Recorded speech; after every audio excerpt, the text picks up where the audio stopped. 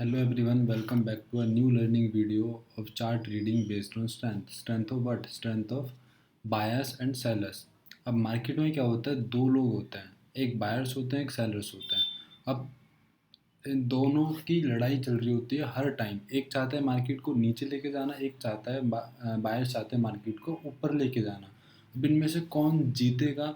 अब जो जीतेगा इनमें से मार्केट उसी साइड जाएगा. अगर बायर्स जीतते हैं तो बायर्स मार्केट को अपनी साइड ले जाएंगे, मतलब ऊपर ले जाएंगे, और अगर सेलर्स जीतते हैं तो मार्केट को डाउन साइड ले जाएंगे, नीचे ले जाएंगे. अब हमें कैसे पता चलेगा कि कौन स्ट्रांग है, किसके जीतने के चांसेस ज़्यादा है? क्यों? क्योंकि हमें तो ट्रेड करना है, या तो हमें बायर्स की तरफ जाना है या हमें सेल करना है, सेलर्स की तरफ जाना है. तो हमें ट्रेड करना है तो सही डायरेक्शन में ट्रेड करना ज़रूरी है. अब डायरेक्शन हमें कैसे पता चलेगी? हमें डायरेक्शन स्ट्रेंथ से पता चलेगी कि मार्केट में स्ट्रॉन्ग कौन है, बायर्स स्ट्रॉन्ग है या सेलर स्ट्रॉन्ग है, बायर्स जीतेंगे या सेलर्स जीतेंगे. अब हारने वाली टीम में हम जाएंगे तो हमारा भी लॉस होगा, हम भी हारेंगे. हमें किसके साथ जाना है? हमें जीतने वाली टीम के साथ जाना है. तो इसके लिए चार्ट रीडिंग कैसे करते हैं, कैसे देखते हैं कौन स्ट्रॉन्ग है, वो मैं आज समझाने वाला हूँ. और ये मैंने निफ्टी का कल का ही चार्ट लिया है, क्योंकि ये लाइव मार्केट में मैंने खुद एनालाइज किया था और बहुत अच्छे से काम किया था. तो मैं यही समझाने वाला हूँ कि कैसे हम आइडेंटिफाई कर सकते हैं स्ट्रेंथ बायर्स और सेलर्स की. अगर हम इसमें बात करें निफ्टी के चार्ट में कल क्या हुआ, मार्केट खुलता है गैप अप. पहले जो मार्केट क्लोज हुआ वो प्रीवियस डे अपने हाई के आसपास क्लोज हुआ. लास्ट में आके मार्केट ने ब्रेकआउट दिया और अपने हाई के आसपास निफ्टी क्लोज हुआ. अब हाई के पास निफ्टी क्लोज हुआ. अब इसमें देखें, क्लोज होने के बाद मार्केट ने मतलब ओपन कहाँ हुआ? ओपन हुआ gap up. Gap up open होने के बाद जो पहली 5 मिनट की कैंडल है वो क्या बनी? ग्रीन. और ग्रीन बनी, उसकी बॉडी अच्छी खासी लेंथ की थी, मतलब अच्छी खासी बड़ी बॉडी बनी. अब उसके बाद क्या हुआ? जो नेक्स्ट कैंडल बनी वो भी ग्रीन, लेकिन प्रीवियस कैंडल से वो छोटी हो चुकी है. देखो, ये वाली जो कैंडल है ये प्रीवियस कैंडल से छोटी हो चुकी है. अब उसके बाद एक और ग्रीन बनती है, लेकिन वो अब और भी छोटी हो चुकी है. इसका मतलब क्या है? इसका मतलब है ऊपर जाते जाते बायर्स की जो स्ट्रेंथ है वो कम हो रही है. बायर्स की स्ट्रेंथ कम हो रही है ऊपर जाते जाते. अब क्या हुआ? अब एक रेड कैंडल बन गई. अभी रेड कैंडल कैसी बनी? रेड कैंडल बन गई बड़ी. पिछली दो ग्रीन कैंडल्स को इसने एनगल्फ कर लिया. इस वाली रेड कैंडल ने, इस वाली रेड कैंडल ने क्या किया? पिछली ये जो दो ग्रीन कैंडल है इनको एनगल्फ कर लिया. अब इनको एनगल्फ कर लिया, इसका मतलब क्या है? यहाँ पे क्या हुआ? सेलर्स जो हैं वो स्ट्रांग हो चुके हैं. अब मार्केट में सेलर्स स्ट्रांग हो चुके हैं. अब सेलर्स अगर स्ट्रांग हो चुके हैं तो क्या होगा? मार्केट नीचे जाएगा, ऑब्वियस सी बात है नीचे जाएगा. मार्केट नीचे जाएगा. मार्केट नीचे आया, मार्केट ने डे लो भी तोड़ दिया निफ्टी ने अपना, और डे लो के बाद भी यहाँ रिटेस्ट किया और वापस अपना. अब मार्केट कहाँ आएगा? कहाँ तक आ सकता है? अपने सपोर्ट पे. और सपोर्ट पहला क्या बनेगा? एक तो प्रीवियस डे हाई, ये जो लेवल है. उसके बाद क्या सपोर्ट बनेगा? अपना उसका क्लोजिंग प्रीवियस डे का. तो ये दो पॉइंट इसलिए मैंने यहाँ ट्रायंगल बना दिए. पहले से मैंने सारे लेवल्स इसमें मार्क करके रखे हुए हैं. अब यहाँ क्या होगा? मार्केट में अपना क्लोजिंग पे सपोर्ट और एक इसका हाई पे सपोर्ट. अब देखो क्या हुआ. अब हम देखते हैं कौन अ, यहाँ से यहाँ तक क्या हुआ. देखो, यहाँ से सेलर्स आए, सेलर्स मार्केट को नीचे लेके आ गए, ठीक है, कोई बात नहीं. अब यहाँ क्या हुआ? देखो, अब हमें देखना है किसकी स्ट्रेंथ ज़्यादा है या किसकी स्ट्रेंथ कम है. मार्केट में क्या चल रहा है? अगर देखो सेलर्स की स्ट्रेंथ यहाँ भी ज़्यादा रही इस लेवल पे भी, तो क्या होगा? ये सपोर्ट तोड़ के निकल जाएगा. लेकिन हुआ क्या, हम वो देखते हैं, अब वो एनालाइज करते हैं. मार्केट नीचे आया, यहाँ तक मतलब सेलर्स आए अच्छे खासे. उसके बाद एक छोटी सी ग्रीन कैंडल बनी, मतलब मार्केट ने छोटा सा हल्का सा पॉज लिया. कोई बात नहीं, इतना तो जायज़ है. लेकिन उसके बाद मार्केट नीचे आया, सेलर्स आए वापस. इस कैंडल में पहले सेलर्स आए, लेकिन क्लोज कहाँ हुई? ऊपर जाके हुई ग्रीन कैंडल, ये क्लोज हुई. और इसके बाद एक और ग्रीन बना दी मार्केट ने. देखो क्या हुआ? एक ग्रीन बनी यहाँ पे, और यहाँ क्या हुआ? यहाँ दो ग्रीन बन गई और रेड एक ही बनी थी. अब इससे थोड़ा थोड़ा अंदाज़ा लग जाता है कि मार्केट में जो सेलर्स थे शायद शायद, अभी यहाँ कंफर्म नहीं है, शायद थोड़े वीक हो गए हैं. बायर्स शायद थोड़े स्ट्रांग हो गए हैं कंपैरिजन टू दिस मूव. इस मूव में अगर कंपेयर करें, अभी इसमें क्या हुआ? बहुत थोड़े से बायर्स है, इसमें थोड़े से बायर्स बढ़ गए. अब क्या हुआ? अब सेलर्स तो अपना फिर से आएंगे. तो यहाँ सेलर्स आए, लेकिन एक ही कैंडल आई, और यहाँ देखो फिर क्या हुआ? फिर से जो बाइंग की कैंडल आई, मतलब ग्रीन कैंडल जो बनी वो 3 कैंडल बन गई, 3 ग्रीन कैंडल यहाँ बन गई इस बीच में। ये तो इग्नोर करो, डोजी टाइप है, कुछ नहीं।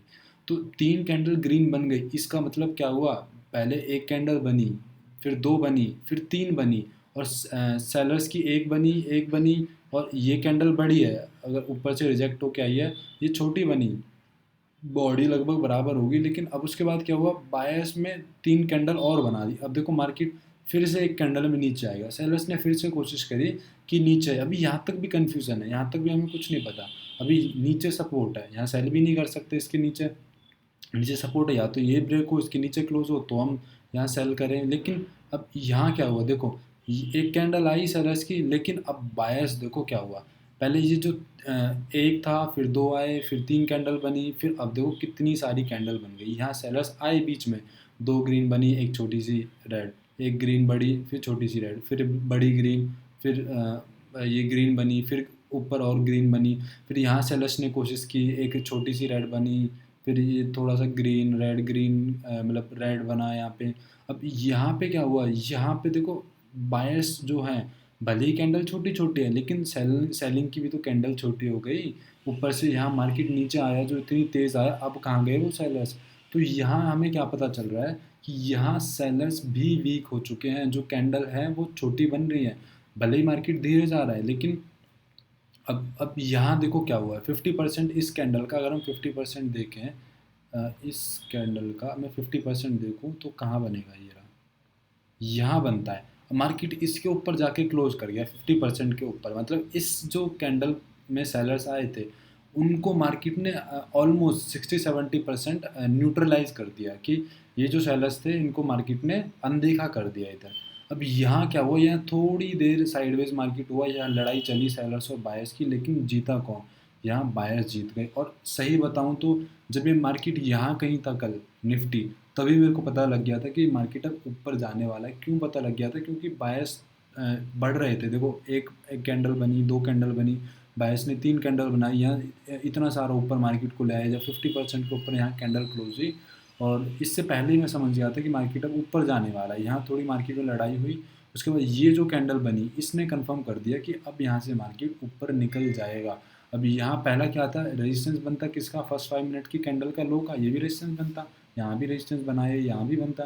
लेकिन मार्केट ने क्या किया, इसको भी निकाल दिया। और जब इसको भी निकाला तो मैंने बैंक निफ्टी का चार्ट देखा, क्योंकि वो स्ट्रॉन्ग था, उसमें ट्रेड करने में ज़्यादा बेनिफिट था।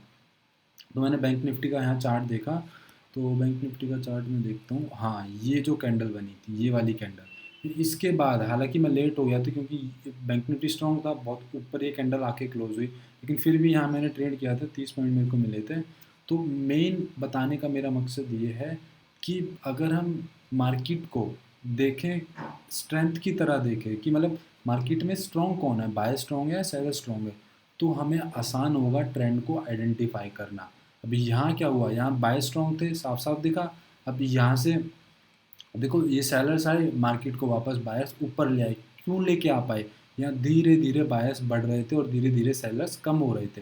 तो यहाँ कौन जीता, यहाँ बायर्स जीते और मार्केट को ऊपर ले आए। अब उसके बाद जो ये इतनी फास्ट सेलिंग आ रही थी, ये फास्ट सेलिंग, अब ये देखो ये सेलिंग स्लो हो गई, ये स्लो हुई, और जो ये बाइंग ये स्लो आई थोड़ी, अब ये बाइंग और भी फास्ट हो गई। इसका मतलब मार्केट अब और भी स्ट्रॉन्ग हो चुका है। और यहाँ मैंने जब ये ब्रेकआउट दिया, मैंने दोबारा एक ट्रेड लिया निफ्टी में, जो मैंने पोस्ट भी किया था, उसमें 20-22 पॉइंट मेरे को मिले थे प्रीमियम में। इस कैंडल पे या इस कैंडल पे कहीं, मैंने इस कैंडल पे एग्जिट किया था, मैंने यहाँ कहीं एग्जिट किया था इनमें से किसी पे।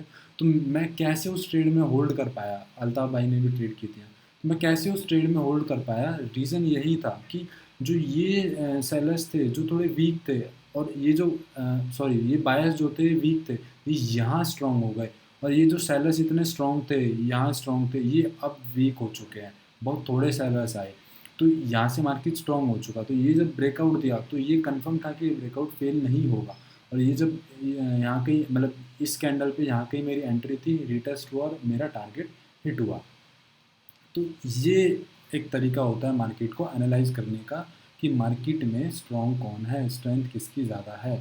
एक और एग्जांपल बैंक निफ्टी में, यहाँ मैंने बोला था कि कहाँ की बात है वो? हाँ यहाँ की बात है, मैंने एक ग्रुप में एक पोस्ट डाला था कि मार्केट अभी अपना रेजिस्टेंस ब्रेक नहीं करेगा, वो क्यों डाला था मैंने, उसका रीज़न यही था कि मार्केट अपना रेजिस्टेंस के पास अप्रोच कर रहा था, लेकिन जो कैंडल्स का साइज़ था ना वो छोटा होता जा रहा था, ये कैंडल्स का साइज़ छोटा होता जा रहा था।